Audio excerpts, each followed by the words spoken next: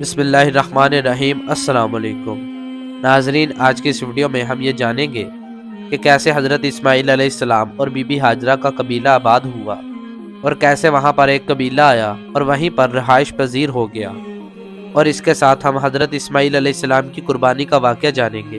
ناظرین، اس سے پچھلی ویڈیو میں نے آب زمزم کا معجزہ کیسے ہوا یہ سارا کچھ بیان کیا تھا، تو جن بھائیوں نے وہ ویڈیو نہیں دیکھی ان سے گزارش ہے کہ وہ ویڈیو بھی دیکھ لیں۔ تو ناظرین، آج کی اس ویڈیو کو شروع کرتے ہیں۔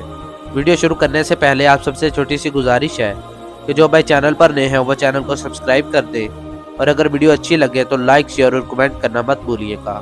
تو ناظرین، ویڈیو کو شروع کرتے ہیں۔ قبیلہ جرہم کی آمد۔ جب اس جگہ سے پانی نکلا تو پرندے بھی آنے شروع ہو گئے۔ اس جگہ کے قریب سے ایک قبیلے نے دیکھا کہ آبی پرندے اڑ رہے ہیں، تو انہوں نے اپنے ایک آدمی کو بھیجا کہ دیکھ کر آؤ کہ وہاں پانی موجود ہے۔ آدمی نے آ کر دیکھا تو واقعی وہاں پانی تھا، تو اس نے جا کر اپنے قبیلے والوں کو بتلایا کہ وہاں پانی موجود ہے۔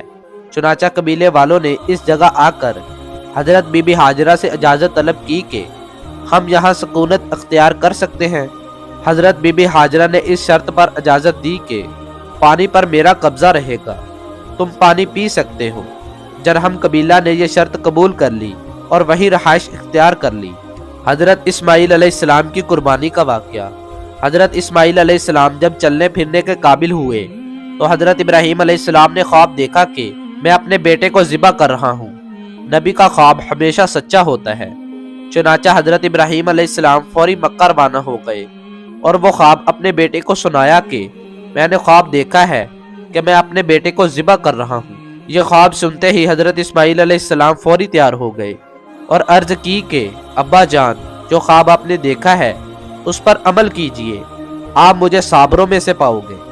چنانچہ حضرت ابراہیم علیہ السلام نے اپنے بیٹے کی فرمائش پر الٹا لٹا دیا تاکہ شفقت کی وجہ سے رحم نہ آ جائے، اور احتیاطاً اپنی آنکھوں پر پٹی باندھ لی اور چھری چلا دی، مگر اللہ تعالیٰ نے حضرت اسماعیل علیہ السلام کو بچا لیا اور آسمانوں سے ایک مینڈا بھیج دیا جو ذبح ہو گیا۔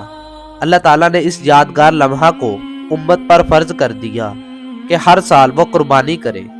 اللہ تعالیٰ نے فرمایا، اے ابراہیم علیہ السلام، تو نے خواب کو حقیقت کر دکھایا۔ ناظرین، اب جانتے ہیں بیت اللہ کی تعمیر کا واقعہ۔ اللہ تعالیٰ کا حکم ہوا کہ اے ابراہیم علیہ السلام، میرے گھر کی تعمیر کرو۔ چنانچہ آپ مکہ روانہ ہوئے اور اپنے بیٹے حضرت اسماعیل علیہ السلام کو فرمایا کہ یہاں ایک اللہ تعالیٰ کا گھر ہے، اس کو تعمیر کرنا ہے۔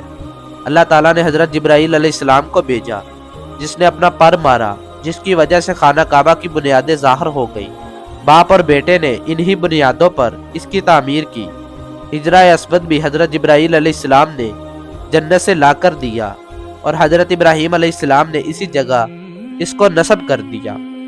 اسی طرح وہ پتھر جس پر حضرت ابراہیم علیہ السلام نے کھڑے ہو کر خانہ کعبہ تعمیر کیا تھا، وہ بھی حضرت جبرائیل علیہ السلام نے جنت سے لا کر دیا تھا، جس کو اب مقام ابراہیم کہتے ہیں، اور اس پتھر پر حضرت ابراہیم علیہ السلام کے پاؤں مبارک کے نشانات ہیں۔